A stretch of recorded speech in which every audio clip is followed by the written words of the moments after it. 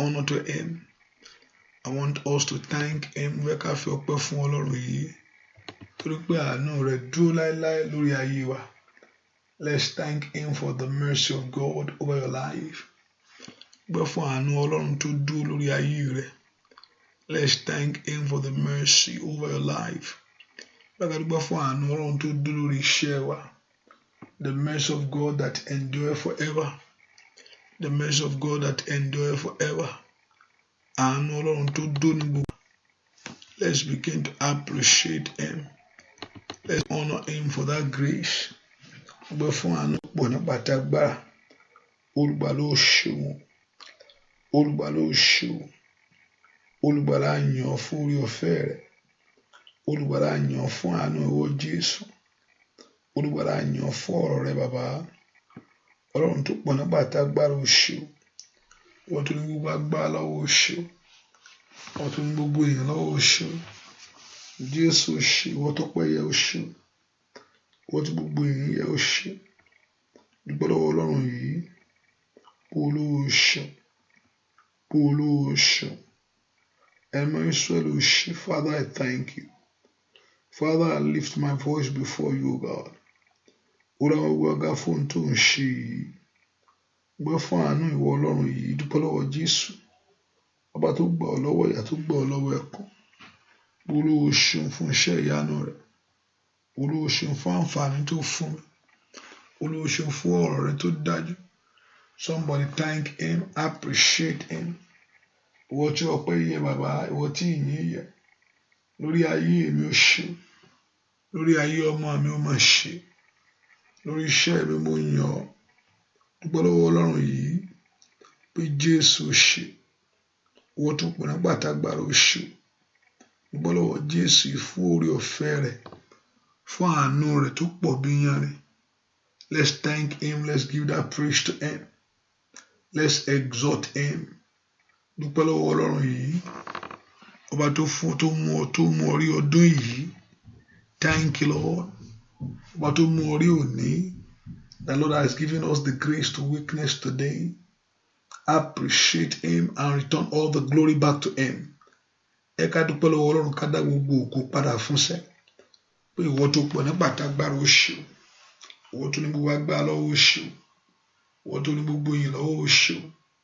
Olúwa mo dúpẹ́ fún oore ọ̀fẹ́ rẹ tó fún mi. Olúwa mo dúpẹ́ fún àánú rẹ tó fún mi sẹ́. Lift your voice and bless Him. Ẹ ká gbóhùn wá sókè ká yìn pé Jésù ṣe. Jésù ṣe. Ọlọ́run á yìn ọ́. Ọlọ́run yìn á yìn ọ́. Ọlọ́run á yìn ọ́. Ọlọ́run á gbé ọ ga. Father, we thank you. Ọlọ́run á yìn ọ́ fún ohun tó ń ṣe. Ọlọ́run á gbé ọ ga fún ìyanu rẹ̀. Ọlọ́run á yìn ọ́ fún ètò tó ní fún mi. Thank Him for the plan that He has for you. Gbẹ́ fún ètò rere tó fún ọ ní ìgbẹ̀yìn tó dára. That will give us an expected end. Thank Him for His wonderful works. Ẹ ká dúpẹ́ fún iṣẹ́ ìyanu rẹ̀ ní gbogbo ọ̀nà. Dúpẹ́ lọ́wọ́ Jésù ìfọwọ́ ògo rẹ̀ sẹ́. Pé Olúwa ó ṣe. Ọlọ́run mi ó máa ṣe o. Ọlọ́run mi ó máa ṣe o. Ọlọ́run mi ó máa ṣe o. Ọlọ́run mi mo yìn ọ́. Ọlọ́run mo fi ọpẹ́ fún ọ. Ọlọ́run mo fi ìyìn fún ọ. We thank you, Lord. We appreciate you, God. We worship you, God. We bless your name. Dúpẹ́ lọ́wọ́ Ọlọ́run yìí fún ohun tó ń ṣe lọ́wọ́lọ́wọ́. Fún iṣẹ́ ìyanu ọ̀rọ̀ rẹ̀. Fún iṣẹ́ ìyanu agbára rẹ̀ lórí ayé rẹ̀. Thank Him. Say, Lord, I just thank you. Ọlọ́run mo yìn ọ́. Lord, I worship you. Ọlọ́run mo fi gbogbo ògo fún ọ. Olúwa ó ṣeun. Dúpẹ́ lọ́wọ́ Jésù yìí. Let's lift our voice in praise to God, in honor to the King, in worship to our Jehovah God. Ẹ ká fi ọpẹ́ fún Ọlọ́run yìí. Nítorí pé ó ṣeun, nítorí àánú rẹ̀ dúró láéláé. Let's appreciate Him. Let's appreciate Him. Let's give that honor to Him. Let's give that glory to Him. Let's bless Him. Dúpẹ́ lọ́wọ́ Ọlọ́run fún ohun tó ń ṣe. Dúpẹ́ lọ́wọ́ Ọlọ́run fún ohun tó ń ṣe. Dúpẹ́ lọ́wọ́ Ọlọ́run fún ohun tó ń ṣe. Fún ìyanu ọ̀rọ̀ rẹ̀ lórí ayé rẹ̀ ni. Dúpẹ́ lọ́wọ́ fún ohun tí Ọlọ́run ń ṣe lọ́wọ́lọ́wọ́. lórí ilé rẹ, lórí ayé ọmọ rẹ gbogbo. Dúpẹ́ Ọlọ́run fún ohun tí Ọlọ́run ń ṣe. Dúpẹ́ fún ìyanu ọ̀rọ̀ rẹ̀. Olúwa o ṣeun, Olúwa o ṣeun. Ọlọ́run mi ó máa ṣe o.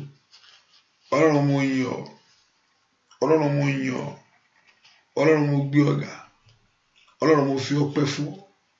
Olùgbà ló ṣe fún ògo Ọlọ́run lórí ayé mi. Thank him, thank him, thank him. Remember he told us to come with thanksgiving before him. Ká rántí pé oníká wá pẹ̀lú ọpẹ́ ní òṣùwájú òun ni. Lift your voice and bless him. Ká dúpẹ́ ká lọ pẹ̀lú ọpẹ́ yẹn síwájú Ọlọ́run alààyè yìí. Olúwa o ṣeun torí pé ohun tó ń ṣe inú ayé mi, tó ń ṣe inú ọ̀nà mi, ohun tó dáwọ́lé fún ohun tó sì parí. Thank him for what he has started that he will complete. Èyí tí ó parí, ọba tó bẹ̀rẹ̀ iṣẹ́ rere nínú ayé wa, èyí tí ó parí rẹ̀. Let's lift our voice to him. Dúpẹ́ lọ́wọ́ Ọlọ́run yìí. Olúwa o ṣeun fún ètò tó ní fún mi. Thank you, Father, torí pé o jẹ́ Ọlọ́run mi. Ó fún mi láǹfààní láti mọ̀ ọ́. Thank him for that grace that he has given to you to know him. Thank him fún ètò tó ní fún mi. Thank you Lord fún ìgbẹ̀yìn tó dára lórí ayé mi, fún ìṣẹ́gun tó fún mi sẹ́. Ọlọ́run dúpẹ́ lọ́wọ́ Ọlọ́run yìí. Ó gbé ayé mi níjà. Thank him. Olùgbà ló ṣe, Olùgbà ló ṣe, Olùgbà ló ṣe, Olùgbà ló ṣe. Ọlọ́run gbà ló ṣe, Ọlọ́run gbà ló ṣe. Ọlọ́run mi ó máa ṣe o, Ọlọ́run mi ó máa ṣe o. Gbọ́ àdúrà lórúkọ Jésù Kristi. Olúwa wa ìwọ lọ́pẹ́ yẹ olóní bàbá. Ìwọ lọ́pẹ́ yẹ olóní ọmọ. Ìwọ lọ́pẹ́ yẹ olóní ẹ̀mí mímọ́ o. Atóbi jù oṣù ọpẹ́ yẹ ọ bàbá mi. Ìwọ lọ́pẹ́ yẹ olóní bàbá. Ọwọ́ rẹ̀ dà. Ìwọ lọ́pẹ́ yẹ olóní ọmọ. Ìwọ lọ́pẹ́ yẹ olóní ẹ̀mí mímọ́ o. Atóbi jù oṣù. Ìwọ lọ́pẹ́ yẹ olóní bàbá. Ìwọ lọ́pẹ́ yẹ olóní ọmọ. Ìwọ lọ́pẹ́ yẹ olóní ẹ̀mí mímọ́ o. Atóbi jù oṣù ọpẹ́ yẹ ọ bàbá mi sẹ́. Ìwọ lọ́pẹ́ yẹ olóní bàbá. Ìwọ lọ́pẹ́ yẹ olóní ọmọ. Ìwọ lọ́pẹ́ yẹ olóní ẹ̀mí mímọ́ o. Atóbi jù oṣù ọpẹ́ yẹ ọ Ẹlẹ́dàá mi o. Atóbi jù oṣù bàbá mímọ́. Dúpẹ́ lọ́wọ́ Ọlọ́run alààyè, ọlọ́gọ́gọ́, ọba tó pọ̀ nípa agbára ńlá o. Ìwọ lọ́pẹ́ yẹ o lóní bàbá. Ìwọ lọ́pẹ́ yẹ o lóní ọmọ. Ìwọ lọ́pẹ́ yẹ o lóní ẹ̀mí mímọ́ o. Atóbi jù oṣù ọpẹ́ yẹ ọ bàbá mi o. Ìwọ lọ́pẹ́ yẹ lóní bàbá. Ìwọ lọ́pẹ́ yẹ o lóní ọmọ. Ìwọ lọ́pẹ́ yẹ o lóní ẹ̀mí mímọ́ o. Atóbi jù oṣù. Èmàjìlá ebùgbé, ebùgbé, ebùgbé ike. Èmàjìlá ebùgbé, ebùgbé, ebùgbé ike.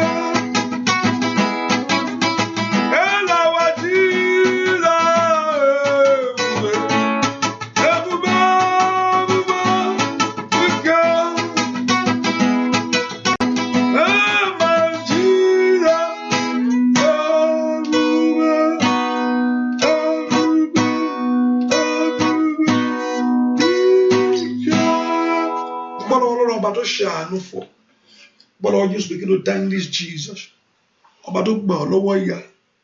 Olúwa ṣeun fún ohun tó ń ṣe yìí o. Olúwa ṣeun tó ti bẹ̀rẹ̀ nínú ayé mi. Begin to thank him for what he has started in your life. Ẹ ká dúpẹ́ fún ohun tó ti bẹ̀rẹ̀, fún ohun tí ó parí. Ìwọ tó bẹ̀rẹ̀ iṣẹ́ rẹ̀ nínú ayé mi. Ìwọ náà ló sọ pé ó parí rẹ̀. Olúwa mo dúpẹ́ fún ohun tó ti bẹ̀rẹ̀ nínú ayé mi. Mo sì dúpẹ́ fún ohun tí ìwọ Ọlọ́run yóò parí pátá. Dúpẹ́ pé ìwọ Ọlọ́run yóò fi ayọ̀ fún mi. Somebody begin to thank him. Dúpẹ́ Ọlọ́run fún ohun tí Ọlọ́run yóò parí, fún ohun tó ti bẹ̀rẹ̀. Olúwa mo dúpẹ́ fún ohun tó ti bẹ̀rẹ̀ yẹn. Wà á parí ẹ̀. Olúwa tó bẹ̀rẹ̀ iṣẹ́ rere nínú wa, nínú ayé wa ni ó parí ẹ̀. Olúwa mo dúpẹ́ fún iṣẹ́ rere rẹ lórí ayé mi. Somebody thank him. Iṣẹ́ rere Ọlọ́run lórí ayé rẹ ṣẹ́. Olùgbà ló máa ṣe. Gbọ́ àdúrà lórúkọ Jésù Kristi. Olúwa wa orúkọ Jésù yá ká sọ fún Ọlọ́run. Ọlọ́run bẹ̀ mí wò nínú àdúrà yìí. Father, visit me in this prayer. Olúwa bẹ̀ ayé mi wò. Olúwa bẹ̀ ayé mi wò. Gbogbo orísun tó ń ṣí kíkorò lórí ayé mi. Gbogbo orísun tí ń ṣí kíkorò lórí ayé àwọn ọmọ mi gbogbo. Orísun ìkorò ní ọ̀nà mi gbogbo. Ẹ pé orúkọ ọ̀run kó dípa lónìí. Ẹ pé orúkọ Olúwa bẹ̀ ayé mi wò.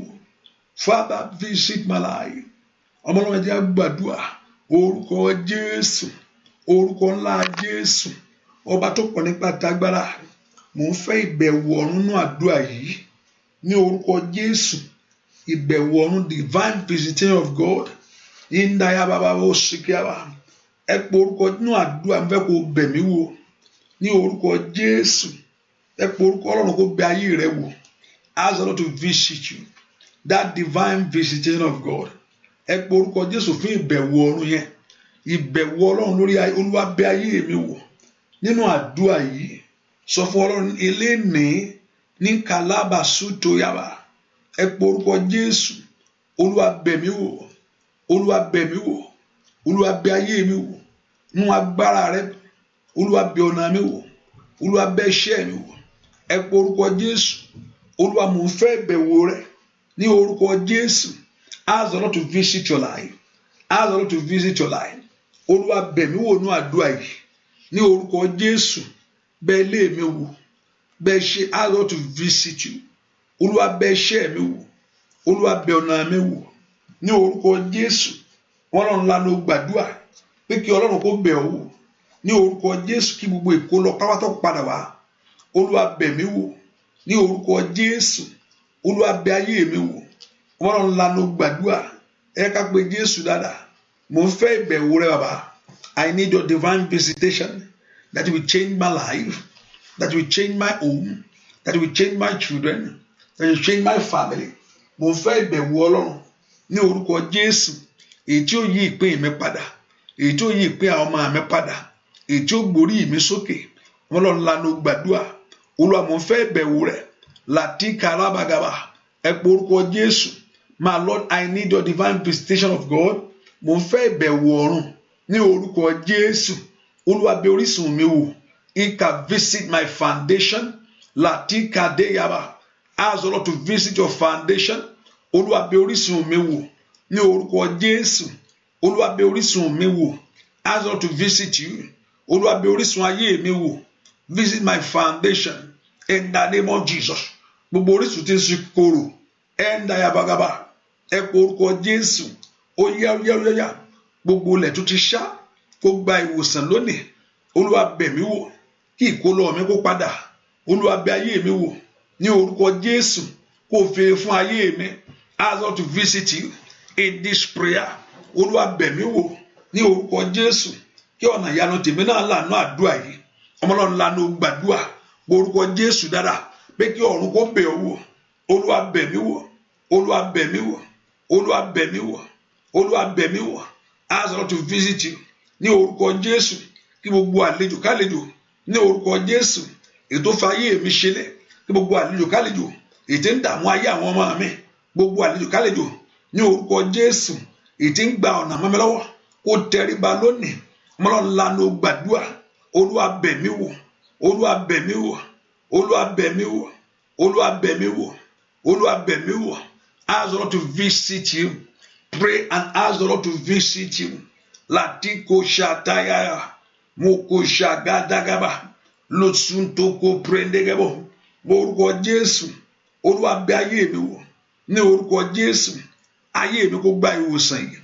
Olúwa bẹ̀ iṣẹ́ mi wò. Iṣẹ́ mi kó gba ìwòsàn yìí. Olúwa bẹ̀ ayé mi wò. Ayé mi kó gba ìwòsàn yìí. Ní orúkọ Jésù. Olúwa bẹ̀ ọ̀nà mi wò. Ọmọlọ́run ńlá ló gbàdúrà. Pé kí Ọlọ́run kó bẹ̀ wò. Olúwa bẹ̀ mí wò. Ìyanu rẹ kó fara lórí ayé mi. Ní orúkọ Jésù. Olúwa bẹ̀ mí wò. Ògo rẹ kó bújá nínú ayé mi. Olúwa bẹ̀ mí wò. Ní orúkọ Jésù.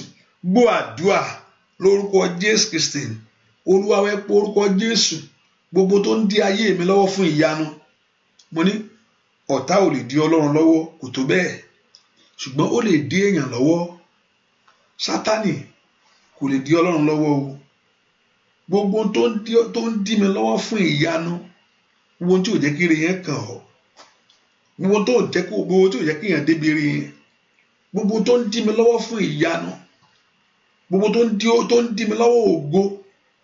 Gbogbo tó ń dí mi lọ́wọ́ tí ò jẹ́ kí n débẹ̀ lè lérí mi. Whatever thing that stands your way, that is blocking away your blessing. Èyí tí ò fẹ́ kí ìlérí Ọlọ́run ṣẹ. Gbogbo agbára tí ò fẹ́ kí n bọ́ sínú ìmúṣẹ ọ̀rọ̀ rẹ̀. Gbogbo agbára dín lọ́wọ́. Ìwọ agbára dín lọ́wọ́. Lórí ayé mi ṣègbé. Lórí ayé àwọn ọmọ mi ṣègbé. Ask the Lord that power be destroyed. Gbogbo agbára tó ń dí ìyanu mi lọ́wọ́. Gbogbo agbára tó ń dógo mi lọ́wọ́. Ẹ̀yin agbára náà ẹ wọlé lọ. Ní orúkọ Jésù. Gbogbo àdúrà kó Olúwa kó bá agbára wí.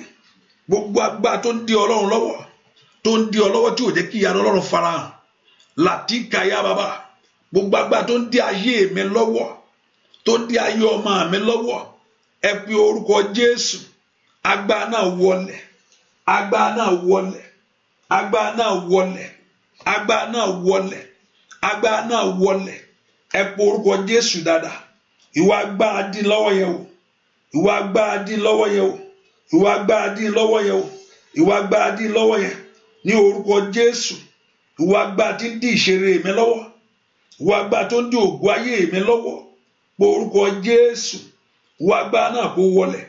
Ọlọ́run ńlá ló gbàdúrà. Ìwọ agbára tí ń dí ògo lọ́wọ́ o. Gbogbo agbára tí ò jẹ́ kí ìrí Ọlọ́run ṣẹ mọ́ wọn lára. Ìwọ agbára yẹn ní orúkọ Jésù. Ìwọ agbára jíregbé.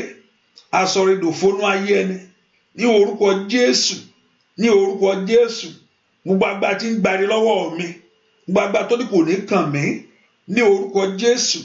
Ìwọ agbára tí ń dayé mi lólè. Somebody pray.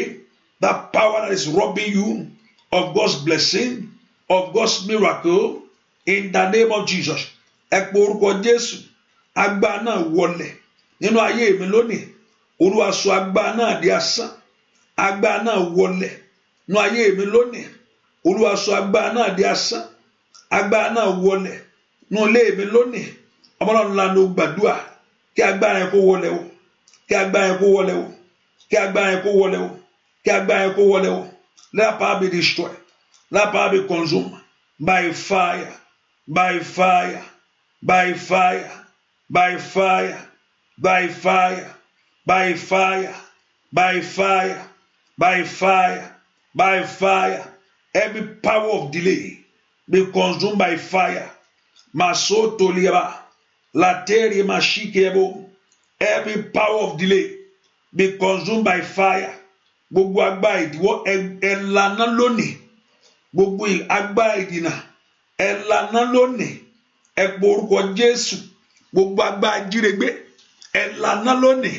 Ẹ pe orúkọ Jésù. Ó dá kí ìyanu rẹ jáde nínú àdúrà yìí. Lateli mahusha tayaba. Mateli masoto yaba. Gbogbo agbára tí ò fẹ́ kí ire ṣẹlẹ̀. Wo agbára náà tẹríba. Olúwa agbára èmi fún mi. Mo rè mí lé mi lọ́wọ́. Gbọ́ àdúrà lórúkọ Jésù Kristi. Olúwa má jẹ́ dààmú mọ́. Bẹ́ẹ̀ wo orúkọ Jésù látòlí lọ. Olúwa má jẹ́ dààmú mọ́. Bẹ́ẹ̀ wo orúkọ Jésù dáadáa. Olúwa mi gbọ́dọ̀ dààmú mọ́ o. Àti lọ́kọ láyé ò gbọ́dọ̀ jẹ́ ìdààmú fún mi mọ́. Àti bímọ ò gbọ́dọ̀ jẹ́ ìdààmú mọ́. Àti ṣeré láyé mi gbọ́dọ̀ dààmú mọ́. Bẹ́ẹ̀ wo orúkọ Jésù mi tó wà. Olúwa Ọlọ́run Ísírẹ́lì mi ò gbọ́dọ̀ dààmú mọ́. Ayé mi ò gbọ́dọ̀ dààmú mọ́. Ayé àwọn ọmọ mi ò gbọ́dọ̀ dààmú mọ́. Ẹ mú ìdààmú mi dópin lónìí. Ogun kan sáré ká yẹn kó tó gẹ́ lónìí. Sáré ká ogun yẹn yẹ kó tó gá. That battle that makes you to move around. Sáré ká ogun yẹn tó mú ayé ẹni ṣe làálàá yẹn. Ẹ pé orúkọ Olúwa mi gbọ́dọ̀ dààmú mọ́. Olúwa mi fẹ́ dààmú mọ́ o. Mi gbọ́dọ̀ dààmú mọ́ láti ṣe rere. In the name of Jesus, to excel. No more suffering. No more suffering. Olúwa mi gbọ́dọ̀ dààmú mọ́. Ọmọ Ọlọ́run ẹ sọ dàdúrà. Orúkọ Jésù. Orúkọ ńlá Jésù. Ọba tó pọ̀ ní pàtàgbára. Ọlọ́run Ísírẹ́lì mi gbọ́dọ̀ dààmú mọ́ o. Ní gbogbo ọ̀nà mi gbogbo. Ọba tó pọ̀ ní pàtàgbára mi gbọ́dọ̀ dààmú mọ́. Lórí ayé àwọn ọmọ mi. Sọ fún Ọlọ́run bẹ́ẹ̀. Olúwa mi gbọ́dọ̀ dààmú mọ́. Ní orúkọ Jésù. Ẹlẹ́dàá mi gbọ́dọ̀ dààmú mọ́. Sọ fún Ọlọ́run mi gbọ́dọ̀ dààmú mọ́. Àti ṣeré àti gòkè mi gbọ́dọ̀ dààmú mọ́. Gbogbo agbára tó ní ìdààmú ni agbára náà kó wọlé ní orúkọ Jésù. Olúwa mi gbọ́dọ̀ dààmú mọ́. Lórí ọmọ mi gbọ́dọ̀ dààmú mọ́. Ní orúkọ mo kọ̀ I reject it. I reject it. Àti bímọ láyé mi gbọ́dọ̀ dààmú mọ́. Àti ṣeré mi gbọ́dọ̀ dààmú mọ́. Ní orúkọ Jésù. Ọmọlọ́run lanu gbàdúrà sọ pé o kọ̀ lónìí. Olúwa mo kọ̀ àṣetì mi gbọ́dọ̀ dààmú mọ́. Wọ ẹ̀mí àṣetì ní orúkọ Jésù. Lànà lónìí. Tell the Lord you reject it. Olúwa mi gbọ́dọ̀ dààmú mọ́ ní gbogbo ọ̀nà mi gbogbo. Sọ fún Ọlọ́run alààyè. Ọlọ́run Ísírẹ́lì mi gbọ́dọ̀ dààmú mọ́. Lórílẹ̀-èdè yìí mi gbọ́dọ̀ dààmú mọ́ ní orúkọ Jésù. Yàdàtàtàtàtà màsótò ojú ò gbọ́dọ̀ pọ́n mi mọ́. Ọmọ náà lanu gbàdúrà. Ire ò gbọ́dọ̀ jẹ mí yà mọ́ ní orúkọ Jésù. Ojú ò gbọ́dọ̀ pọ́n mi mọ́. Somebody pray. Tell the Lord no more suffering. No more suffering. No more suffering. Ní orúkọ Jésù mi gbọ́dọ̀ dààmú mọ́. Ọmọ náà lanu gbàdúrà. Sọ fún Jésù yẹn pé ò gbọ́dọ̀ dààmú mọ́ ní orúkọ Jésù. Látòní lọ mi gbọ́dọ̀ dààmú mọ́. Gbogbo agbára tí ń dààmú ayé mi. Gbogbo agbára tí ń dààmú ayé ọmọ mi. Agbára ẹni kò báwí lọ́wọ́. Agbára ẹni kò báwí kí Ọlọ́run kò tẹ̀lé agbára yẹn bá. Ní orúkọ Jésù. Agbára ẹni kò wọlé lónìí wájú rẹ. Ní orúkọ Jésù. Olúwa mi gbọ́dọ̀ dààmú mọ́ ní ọ̀nà mi gbogbo. Ọba tó pọ̀ ní pàtàgbára. Ayé mi ò gbọ́dọ̀ dààmú mọ́. Ẹ sọ fún Ọlọ́run bẹ́ẹ̀. Látíkà lábàbà lè ṣóńtorébò màkúndáyàbà. Ẹ pe orúkọ Jésù dáadáa. Olúwa mi gbọ́dọ̀ dààmú mọ́. Ayé mi ò gbọ́dọ̀ dààmú mọ́. Ní orúkọ Jésù. Mi gbọ́dọ̀ dààmú lórí ọmọ mọ́. Ní orúkọ Jésù. Mi gbọ́dọ̀ dààmú lórí iṣẹ́ mi mọ́. Ní orúkọ Jésù. Mi gbọ́dọ̀ dààmú lé mi mọ́. Ọmọ náà lanu kó pe Jésù. Ọba tó pọ̀ ní pàtàgbára.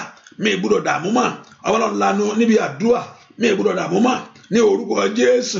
Lórílẹ̀-èdè yìí. Mi gbọ́dọ̀ dààmú mọ́. Àti lówó láyé. O gbọ́dọ̀ dààmú mọ́. Àti tọ́mọ. O gbọ́dọ̀ dààmú mọ́. Àti bímọ. O gbọ́dọ̀ dààmú mọ́. Ẹ pé orúkọ Jésù gbọ́ àdúrà lórúkọ Jésù Kristi. Olúwa wa ẹ sọ fún Ọlọ́run. Olúwa ìdààmú mi dópin lónìí. Ìdààmú mi lónìí dópin lónìí. Ìdààmú láti díwọ̀ ìgbélu yẹn kó dópin o.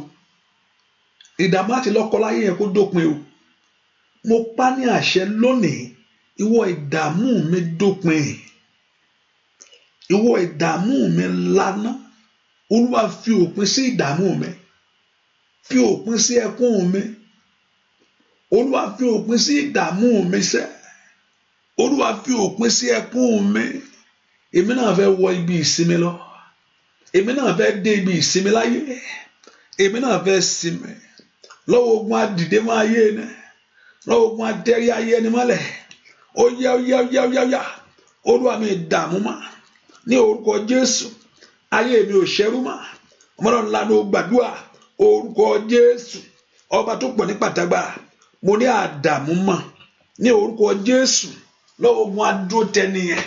Ní orúkọ Jésù. Ọlọ́run mi dààmú mọ́. Olúwa mi dààmú mọ́. Olúwa mi dààmú mọ́. Ọmọdé ńlá ló gbàdúrà. Pé o gbọ́dọ̀ dààmú mọ́ o. Ìran rẹ o gbọ́dọ̀ dààmú mọ́. Ayé ọmọ rẹ o gbọ́dọ̀ dààmú mọ́. Lórí iṣẹ́ o gbọ́dọ̀ dààmú mọ́. Ní orúkọ Jésù. Àṣírí mi gbọ́dọ̀ dààmú mọ́. Ọlọ́run bá ogun ìwí. Olúwa gbé ogun ìwí. Ní orúkọ Jésù. Ogun tó ń túra rẹ̀ mú. Ogun tó kóra rẹ̀ jọ. Lórí ayé mi sẹ́. Lórí iṣẹ́ mi. Olúwa Ọlọ́run Ísírẹ́lì mi gbọ́dọ̀ dààmú mọ́. Olúwa Ọlọ́run Ísírẹ́lì mi gbọ́dọ̀ dààmú mọ́. Olúwa Ọlọ́run Ísírẹ́lì mi gbọ́dọ̀ dààmú mọ́. Olúwa Ọlọ́run Ísírẹ́lì mi gbọ́dọ̀ dààmú mọ́. Olúwa Ọlọ́run Ísírẹ́lì mi gbọ́dọ̀ dààmú mọ́. Ọlọ́run gbàdúrà pé látòní lọ ó gbọ́dọ̀ dààmú mọ́. Ní orúkọ Jésù látòní lọ mi gbọ́dọ̀ dààmú mọ́. Látòní lọ ní orúkọ Jésù mi gbọ́dọ̀ gbogbo májẹ̀mú tó mú ayé mi dààmú, gbogbo àkọọ́lẹ̀ ibi lórí ìmísẹ́ ìka bàbàbàbà ẹ gbàdúrà, gbogbo májẹ̀mú tó mú ayé ẹni dààmú, gbogbo àkọọ́lẹ̀ ibi lórí ayé ẹni ní orúkọ Jésù ọ̀run parẹ́, ọ̀run mú kúrò. Ó yá gbàdúrà, ẹ sọ fún Ọlọ́run, ẹ sọ fún Ọlọ́run ní orúkọ Jésù gbogbo májẹ̀mú lórí ayé ẹni, gbogbo àkọọ́lẹ̀ ibi lórí mi lónìí ètí mú ìdààmú wá lórí ayé mi, lórí iṣẹ́ mi. Ó yá gbogbo májẹ̀mú yẹn parẹ́ o, gbogbo májẹ̀mú yẹn parẹ́ o, gbogbo májẹ̀mú yẹn parẹ́ o, gbogbo májẹ̀mú yẹn parẹ́ o, gbogbo májẹ̀mú yẹn di asán o ní orúkọ Jésù. Kó di asán o, kó di asán o, kó di asán o, kó di asán o, kó di asán o lórí ayé mi, kó di asán o lórí ayé ọmọ mi. Gbọ́ àdúrà lórúkọ Jésù Kristi Olúwa wa. Orúkọ Jésù ẹ̀yin ogun ọ̀run ẹ fún mi ní ìrọ̀rùn. Ire ayé mi o, ire ayé àwọn ọmọ mi ẹ gbélé wọn lọ́wọ́. Ire ayé mi tí ayé fi ń dùn mí ẹ pe orúkọ Jésù Kristi. Ire ayé mi tí ọ̀tá fi ń dùn mí Olúwa gbà fún mi. Ire ayé mi èyí tó jẹ́ tèmi, èyí tí ọ̀tá ń jà mí lólè lórí ẹ̀, Olúwa gba ire ayé mi fún mi. Olúwa gba ọmọ mi fún mi. Ẹ̀tọ́ mi, thank the Lord that your blessing, that God of heaven to take it and give it to you. Olúwa gba ire ayé mi fún mi. Ire ayé mi tí ọ̀tá fi ń dùn mí, ire ayé mi tí ọ̀tá fi ń jẹ mí níyà, ohun tó yẹ kó jẹ́ tiẹ̀ táyé ní kó máa sáré ká nítorí tiẹ̀ lórí ẹ̀, ohun tó yẹ kó jẹ́ tọmọ táyé sọ pé ó tì pé kò lè kàn án. Ire ayé mi tí ayé fi ń tọ́ gbẹ́sẹ̀ lé, ire ayé mi ohun tó yẹ kó fi ṣe àmúṣògo, ohun tó yẹ kó fi ṣe àmúṣẹ wà láyé táyé sọ pé ó tí o pé kò ní jẹ́ tiẹ̀. Olúwa gba ire ayé mi fún mi. Ẹ̀tọ́ mi tí ayé fi ń dùn mí ní ọdún yìí, Ọlọ́run gbànú àdúrà yìí. Ire ayé mi gbà jáde. Ó yẹ ọmọ Ọlọ́run ẹja gbàdúrà. Orúkọ Jésù, orúkọ Jésù, orúkọ Jésù. Olúwa gba ire ayé mi fún mi. Olúwa gba ire ayé mi fún mi. Olúwa gba ire ayé mi fún mi. Ẹ pe orúkọ Jésù dáadáa. Ire ayé mi èyí tí ọ̀tá fi ń dùn mí, ẹ mọ Ọlọ́run lánàá ó gbàdúrà. Ire ayé mi èyí tí ọ̀tá fi ń dùn ayé mi sẹ́, ọmọ Ọlọ́run pe orúkọ Jésù bí tó wà sẹ́. Ó jẹ́ màmá pé Jésù. Ire ayé mi tó jẹ́ tèmi èyí tí ọ̀tá fi ń dùn mí ní orúkọ Jésù. Ire ayé mi tí ọ̀tá gbẹ́sẹ̀ lé ní orúkọ Jésù. Ire ayé mi tí ọ̀tá gbà lọ, Olúwa lọ gbà jáde. Olúwa lọ gbà jáde. Olúwa lọ gbà jáde. Olúwa lọ gbà jáde. Olúwa gba ògo mi jáde. Olúwa gba ìbùkún mi jáde. Olúwa gba ọmọ mi jáde. Ẹ̀tọ́ mi ni, ẹ̀tọ́ rẹ ni ìwòsàn yẹn o, torí pé Jésù kú fún. Ẹ̀tọ́ rẹ ni ìwòsàn yẹn, ẹ̀tọ́ rẹ ni àṣeyọrí, torí pé Jésù jìyà fún. Ẹ pe orúkọ Jésù. Ire ayé mi tí ẹ̀tá gbẹ́sẹ̀ lé, ire ayé mi tó jẹ́ tèmi èyí tí ayé dì mọ́wọ́, ó yá gbàdúrà sẹ́. Olúwa gbà jáde. Ẹ gba ire ayé mi jáde. Ẹ gba ire ayé ọmọ mi jáde ní orúkọ Jésù. Ẹ̀tọ́ mi ní ọdún yìí, Olúwa gbà jáde. Olúwa gbà jáde. Olúwa gbà jáde. Olúwa gbà jáde. Ask the Lord to take it from them and give it to you. Olúwa gbà ire ayé mi jáde. Ire ayé mi lákòókò yìí. Ask the Lord to take it and give it back to you. Gbà ire ayé mi jáde wá. Gbà ire ayé mi jáde wá. Gbé ògo mi jáde wá. Orúkọ Jésù. Gbà ire ayé mi jáde wá. Gbé ògo mi jáde wá. Orúkọ Jésù. Ọ̀run kó gba ire ayé yín jáde. Kó gba ògo yín jáde wá. Níbikíbi tó bọ́ wá sí, ibi tó gbẹ́sẹ̀ lé sí, ní orúkọ Jésù. Gbà ire ayé mi jáde wá. Olùgbàlàgbà wá. Olùgbàlàgbà jáde. Olùgbàlàgbà jáde. Olùgbàlàgbà jáde. Gbọ́ àdúrà lórúkọ Jésù Kristi Olúwa wa. Ẹ pe orúkọ Jésù. Psalm 71 Verse 8 say, let my mouth be filled with joy and praise with the honor all the day. Ó ní pé kí ẹnu mi kó kún fún ayọ̀. Pé kí ẹnu mi kó kún fún ayọ̀. Ẹ pe orúkọ Jésù. Ẹ kò sọ fún Ọlọ́run. Ó ní let my mouth be filled with thy praise and with thy honor all day. Hallelujah. Ẹ pe orúkọ Jésù. Olúwa jẹ́ kí n rí ayọ̀ tí ọkàn mi fẹ́ nú àdúrà yìí o. Mi ì gbọ́dọ̀ gbàgbà nú àdúrà. Ayé rẹ ò gbọ́dọ̀ gbàgbà nú àdúrà. Àwọn ọlọ́run ló gbàdúrà yẹn. Orúkọ Jésù. Sọ fún Ọlọ́run bẹ́ẹ̀. Sọ fún Ọlọ́run bẹ́ẹ̀. Mi ì gbọ́dọ̀ gbàgbà nú àdúrà. Nínú àdúrà yìí. Mi ì gbọ́dọ̀ gbàgbà nú àdúrà. Ní orúkọ Jésù. Mi ì gbọ́dọ̀ gbàgbà nú àdúrà. Ní orúkọ jẹ́ kí ẹnu mi kó kún fún ẹ̀rín. Sọ fún Jésù. Olúwa jẹ́ kí ẹnu mi kún fún ẹ̀rín.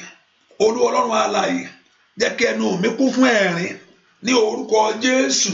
Likatayaba eselima ushate.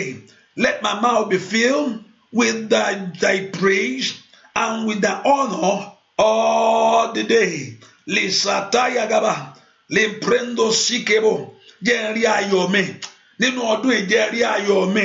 Olúwa jẹ́ kí n rí ayọ̀ mi. Somebody pray that prayer. You must experience your joy. You must see that your joy. Olúwa jẹ́ kí n rí ayọ̀ mi. Ẹ sọ fún Ọlọ́run bẹ́ẹ̀. Jẹ́ n rí ayọ̀ mi sẹ́. Jẹ́ n rí ayọ̀ mi sẹ́. Jẹ́ n rí ayọ̀ mi sẹ́. Jẹ́ n rí ayọ̀ mi sẹ́. Jẹ́ n rí ayọ̀ mi sẹ́. Olúwa ayọ̀ kó kàn mí nínú àdúrà yìí.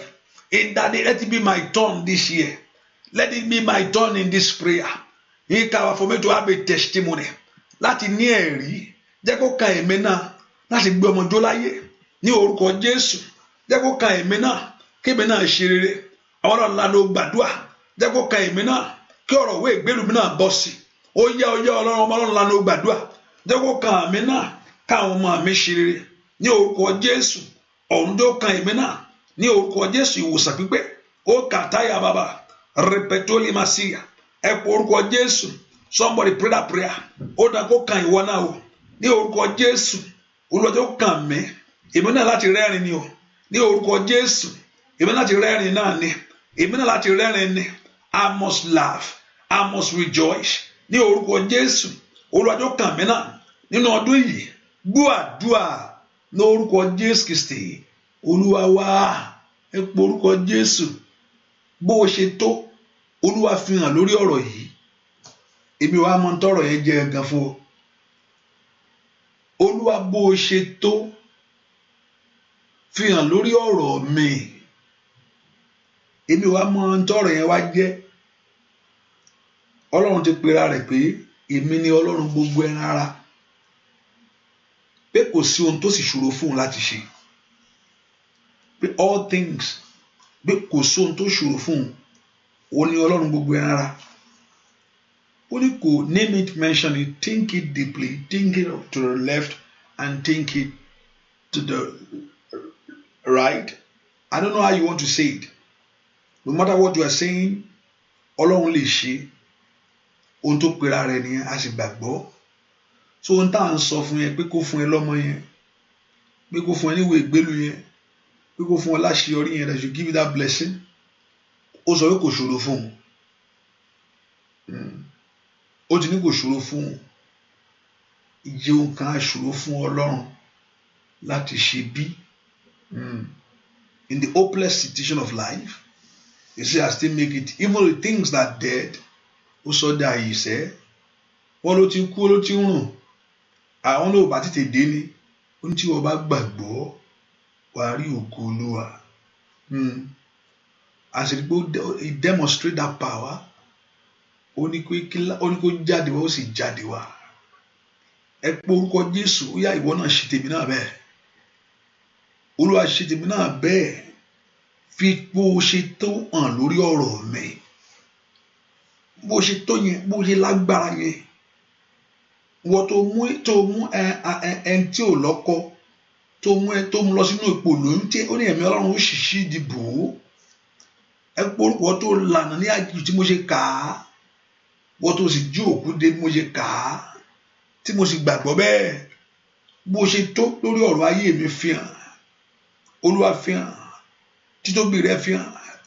títóbi rẹ̀ Olúwa fi hàn àkókò tó tóbi rẹ̀ ó fi hàn ọmọlọ́run lánàá ó gbàdúrà bóyá tó lórí ayé mi fi hàn ask God to show forth His supremacy to show forth His power bóyá tó ọlọ́run àlàyé fi hàn ní orúkọ Jésù ẹ pé orúkọ Jésù dáadáa mo ní bí Olúwa ṣe tó kó fi hàn lórí ayé yín lónìí ní orúkọ Jésù mo ní bóyá tó mo ní kó fi hàn ní ọ̀nà yín gbogbo ní orúkọ Jésù Olúwa fi hàn ìkà to show forth His power Olúwa fi tóbi rẹ̀ Olúwa fi tóbi rẹ̀ bóyá tó bàbá Olúwa fi hàn bóyá tó bàbá Olúwa fi hàn bóyá tó bàbá Olúwa fi hàn ní orúkọ Jésù gbọ́ àdúà ní orúkọ Jésù Kristi Olúwa wá ẹnìkan gbàdúà ìrọ̀wọ̀n ayé ohun tó ní wọn ní fílẹ̀ fún mi yìí that very thing that say they will not release to you Olúwa gbà fún mi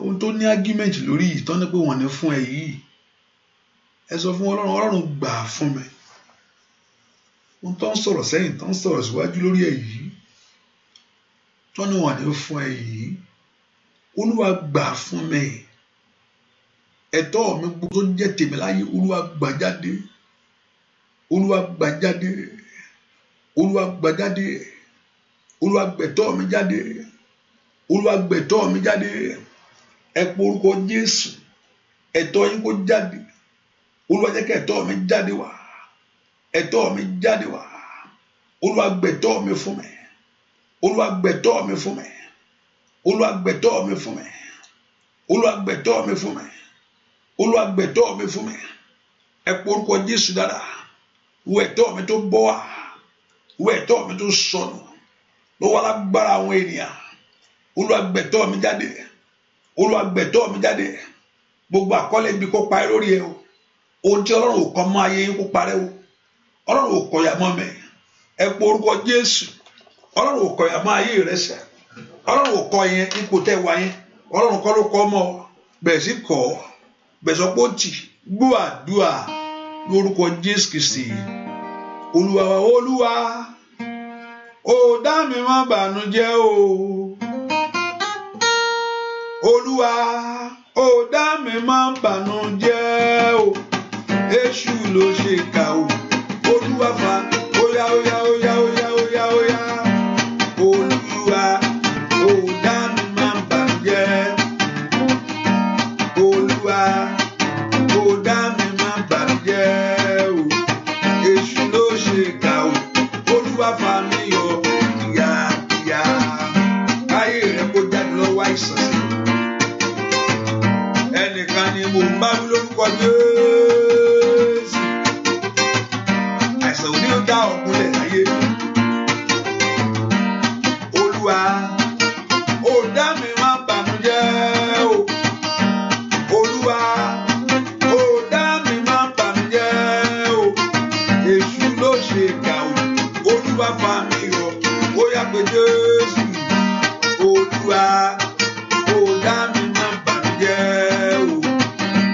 o Olúwa ó dá mi má bànújẹ́ o Èṣù ló ṣe kà o Olúwa fa mi yọ kíákíá Èṣù ló ṣe kà óyá óyá óyá óyá óyá óyá óyá óyá óyá o Èṣù ló ṣe kà o Olúwa fa mi yọ kíá ayé rẹ kó jáde lọ́wọ́ ọ̀tá lọ́wọ́ ẹ̀ lọ́wọ́ ayé Èṣù ló ṣe kà o Olúwa fa mi yọ kíákíá ẹ pé orúkọ Jésù Ọlọ́run mi kọ ilé yìí mo jáde nínú àṣetì ìbànújẹ́ yóò kọ́ mọ́ mi mo jáde ìwọ ọ̀fọ̀ yẹn mo fàyà ìwé àdánù yẹn mo fàyà gbogbo táyé fi ń lọ ayé mi orí mi kọ̀ lónìí ìyàtọ̀ ayé fi ń lọ orí mi kọ̀ lónìí orí mi kọ̀ lónìí I reject that failure orí mi kọ̀ àṣetì yẹn lónìí àìrọ́mọ bí orí mi kọ̀ o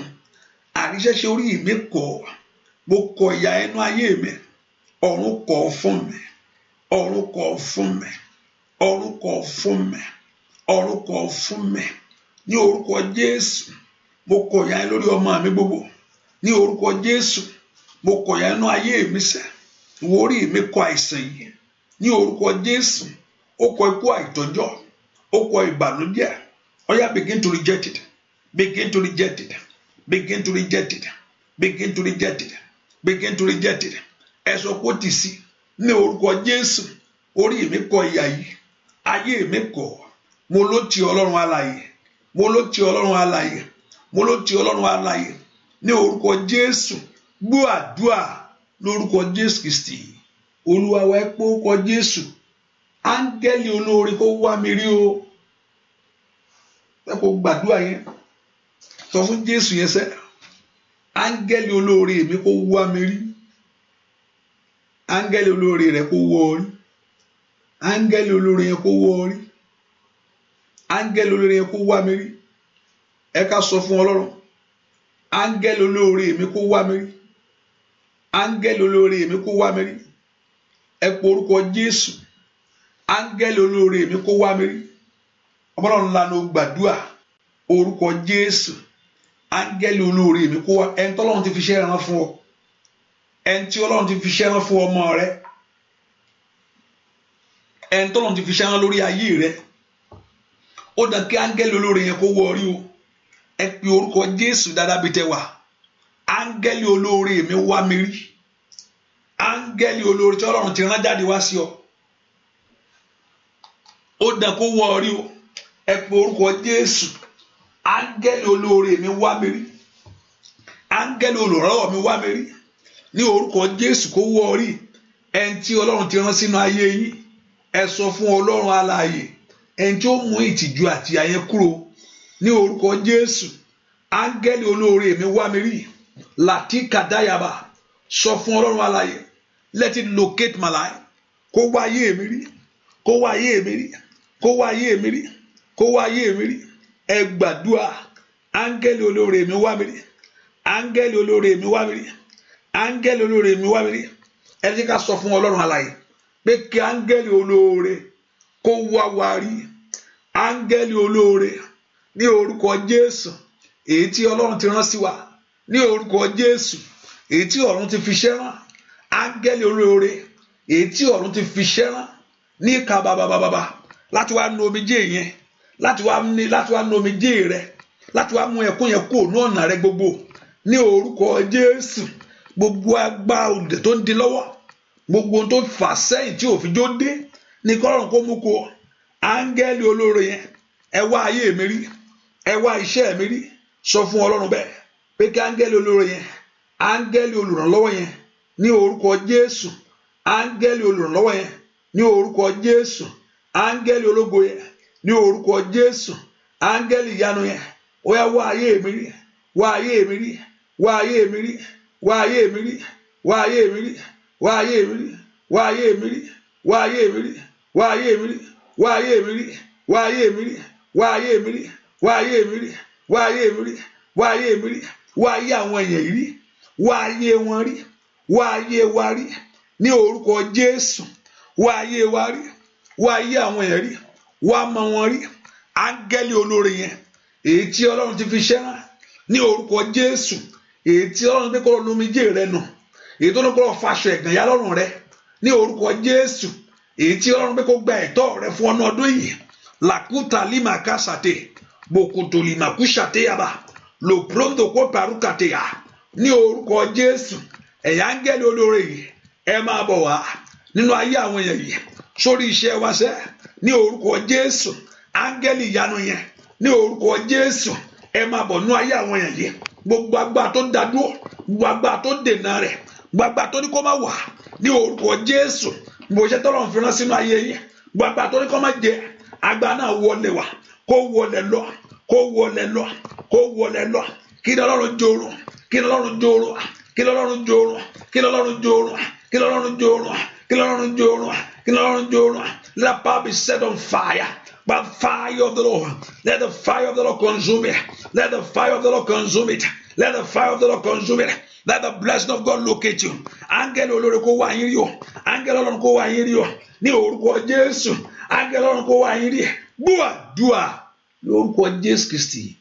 Olúwa wá pé àdúrà mi yìí, Olúwa jọ̀ọ́ ní àmì fún mi. Jẹ́ kó fi àmì oore ńlá kàn mí, kó fi hàn mí. Ìwọ ni kó kí n gbàdúrà lọ́sàn-án. kó tún jù wẹ́rẹ́wẹ́rẹ́ láàárọ̀ tàbí lálẹ́ pápá àgbà tí ìrìn àṣìṣirò gbogbo ẹ̀. Àdúrà mi gbà fún mi. Let prayer be answered. Ọlọ́run dìdí tẹ́ àdúrà mi mú èso ìyanu jáde fún mi. Nínú àdúrà ẹ̀rí láàyè mo fẹ́ ní o. Olúwa nínú àdúrà sọ fún Ọlọ́run bẹ́ẹ̀. Ẹ̀rí àṣeyọrí yìí mo fẹ́ ní o lẹ́nu ẹ̀kọ́ mi. Ẹ̀rí ọmọ lèmi náà fẹ́ rí bàbá. Ẹ̀rí ìwé ìgbélú mo fẹ́ ní oníwájú rẹ bàbá. Àdúrà mi gbà. Àdúrà mi gbà. Olúwa gbọ́ àdúrà mi. Olúwa dáhùn àdúrà mi gbọ́. Olúwa gbọ́ àdúrà mi. Ẹ porúkọ Jésù pé kí ọ̀run gbọ́ o. Ìwọ ọ̀run gbọ́ lónìí kí Ọlọ́run kó gbọ́ ohun tẹ́ ń sọ yẹn. Kí ìyanu ẹ ṣẹlẹ̀. Ìyanu yẹn kó fara. Ìyanu tó ti fara sí kó fara. Ibi tó ti parí kí Ọlọ́run kó dìde mbẹ̀. Ibi táyé sọ pé ó ti tán o pé àníṣe eléyìí ò lè bọ́ sí mọ́. Ní orúkọ Jésù Ọlọ́run kó dìde mbẹ̀. Ohun tó ayé sọ pé ó ti dòkú nú ayé wa lónìí. Ọ̀run kó sọ́jí. Let heaven revive it. Ohun táyé sọ pé ó ti dòkú. Ní orúkọ Jésù ohun táyé sọ pé kò ṣeé ṣe mọ́. Ọ̀run kó sọ́jí. Agbára jíǹde kó gbé dìde. Kó gbé ìpín yín dìde. Kó gbé ayé yín dìde. Kójú má ṣe tì yín o. Ojú ò ní pọ́n yín. Ayé ò ní yọ̀ yín. Mo gbàdúrà fún yín lónìí. Ọ̀run kó gbọ́. Olúwa àwọn èèyàn rẹ̀ rè. Májẹ̀mú ọ̀rọ̀ rẹ̀ dà lórí wọn. Ṣìbá àwọn rè wọ́n ti dé. Ṣìbá àwọn tó kó fẹ́ tú sílẹ̀ rèé. Ní o ẹni tó wọ́ ọmọ wà ń bẹ̀ o. Ẹni tó wọ́ ọkọ wà ń bẹ̀. Ẹni tó wàwé ìgbélu wà ń bẹ̀. Ẹni tó wà àṣeyọrí. Ẹni tó fẹ́ jẹ wọn mọ́. Ẹni tó fẹ́ fẹ̀mí gúngùn ló gbàláyé. Ó wà ń bí Ọlọ́run alààyè. Ní orúkọ Jésù láfi tọ̀ wá. Ó yá dìde. Wá gbá ìdènà ẹ jáde. Ẹ jáde ẹ gbiná. Wá gbá ìdènà ẹ jáde. Ẹ jáde ẹ gbiná. Wá gbá ìdènà ẹ jáde. Ẹ jáde ẹ gbiná. Olúwa fi ìyanu rẹ̀. Olúwa dá àwọn èèyàn yìí lóhùn. Àdúrà yín kó gbà. Ẹ ní wí lásán. Nínú àdúrà ìkẹ́ ráàánú Ọlọ́run. Nínú àdúrà ìkẹ́ rí ìbùkún Ọlọ́run. Nínú àdúrà ojú Ọlọ́run kó mọ́lẹ̀ sí lára. Mo tún sọ lẹ́ẹ̀kan sí. Ní orúkọ Jésù. Nínú àdúrà eléyìí. Ní orúkọ Jésù. Màá kọ́ Ọlọ́run kó ṣàánú fún yín. Nínú àdúrà yìí. Mo ní kí Ọlọ́run kó bùkún yín. Nínú àdúrà yìí. Mo ní kí ojú Ọlọ́run kó mọ́lẹ̀ sí wa lára. Kó mọ́lẹ̀ sí ayé yín lára. Kó mọ́lẹ̀ sí ayé ọmọ yín lára. Ẹ ní dààmú mọ́. Ẹkún yín di ẹ̀rín o. Ẹkún yín di ẹ̀rín o. Ní orúkọ Jésù. Líka tó yaba. Agbára jíde kó sọ di ẹ̀rín. Let the power of the Lord is turn it to joy for you. Ẹkún yín lónìí ó di ẹ̀rín. Ìbànújẹ́ ń dópin. Ọwọ́ Olúwa fà yín lọ́wọ́ sókè. Ọwọ́ Olúwa gbé yín láti lọ. Ẹ bẹ̀ sí rí ìbùkún. Gbogbo àjèjì ẹ̀mí tó fọ́ ọkàn ayé ẹni. Tó fọ́ ọkàn ọwọ́ ẹni. Gbogbo àjèjì ẹ̀mí ẹ̀ kó jáde. Olúwa kó mú lónìí. Ẹ rí ìyanu Ọlọ́run. Ẹ rí ògo Ọlọ́run. Ẹ rí ẹwọ Ọlọ́run. Àdúrà yín ti gbà. Olúwa tẹ́ bá sọ̀rọ̀ kó dáhùn. Kó ṣe ju bẹ́ẹ̀ lọ. Kó ṣe ju bẹ́ẹ̀ lọ. Kó ṣe ju bẹ́ẹ̀ lọ. Kó mú gbogbo àpá òkùnkùn kúrò. Kó tan ìmọ́lẹ̀ sí ayé yìí. Kó mú gbogbo àpá yìí níbi kó. Kó tan ìmọ́lẹ̀ sí ọ̀nà yìí. Bẹ́ẹ̀ ni ó sì rí. Láì lórúkọ Jésù Kristi. Olúwa wa àmín. Àmín. Àmín lórúkọ Jésù. Mo ní kó rí bẹ́ẹ̀. Mo ní kó rí bẹ́ẹ̀. Mo ní kó rí bẹ́ẹ̀. Bẹ́ẹ̀ ṣe sọ kó rí bẹ́ẹ̀ lórúkọ Jésù. Bẹ́ẹ̀ ṣe béèrè ẹ rí gbà bẹ́ẹ̀. Bẹ́ẹ̀ ṣe kanlẹ̀kùnlẹ̀ ilẹ̀kùn rẹ̀ kó ṣí fún yín. Ọlọ́run kó fi títóbi rẹ̀ hàn. Kó fi àjùlọ ogun ọ̀tá yẹn. Ní orúkọ Jésù ẹ̀ ní sọnù. Lórúkọ Jésù ọ̀pọ̀lọpọ̀ eré afẹ́ kù díẹ̀ kó kàn. Sátánì á yan ọrùn ẹ̀. Ní orúkọ Jésù ò ní kú ṣáájú ire rẹ̀. Ó wọnú ire rẹ̀ lọ. Ó gbádùn ire rẹ̀. Ẹ ó gbádùn ire yín. Ẹ jẹun ire yín. Ní orúkọ Jésù orúkọ Olúwa yóò di gbígbéga. Ààbò dájú o. Ààbò dájú o. Ààbò dájú o. Ẹ wọ Olúwa farahàn. Ẹ lọ́nú ẹ̀rí ìkẹ́ padà wá pẹ̀lú ẹ̀rí ńlá bí kò tó yà gàbàgàbà bẹ́ẹ̀ ni ó sì rí láì lórúkọ Jésù Kristi Olúwa wa àmín àmín àmín. Agbára jíde kó wọnú omi yẹn lọ. Omi yẹn kó mú ìwòsàn wá. Kó mú ìṣẹ́gun wá. Bẹ́ẹ̀ ni ó sì rí láì lórúkọ Jésù Olúwa wa àmín àmín àmín lórúkọ Jésù.